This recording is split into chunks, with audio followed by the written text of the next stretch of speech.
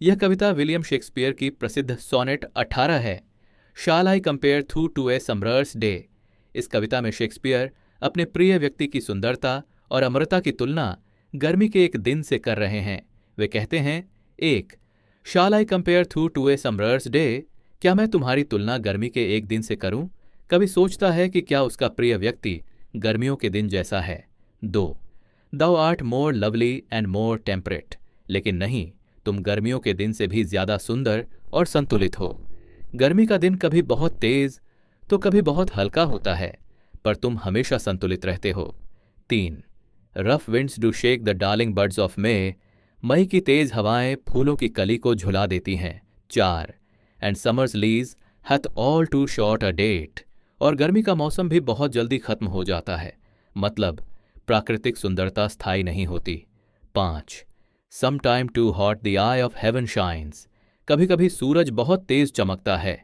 छः, and often is his gold complexion dimmed, और कभी उसका प्रकाश बादलों से ढक जाता है, यानी गर्मी के दिन हमेशा एक जैसे नहीं होते।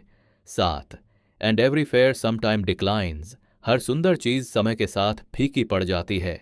आठ, बाय चांस और नेचर्स चेंजिंग कोर्स अनट्रिम्ड, चाहे वह भाग्य से हो या प्रकृति के बदलाव से, हर सुंदरता नष्ट होती है, यह प्रकृति का नियम है। नो, but the eternal summer shall not fade, लेकिन तुम्हारी सदा की गर्मी यानी तुम्हारी सुंदरता कभी नहीं मिटेगी। 10, न ही तुम अपनी खूबसूरती खोओगे, कभी कहता है कि तुम्हारी सुंदरता हमेशा बनी रहेगी।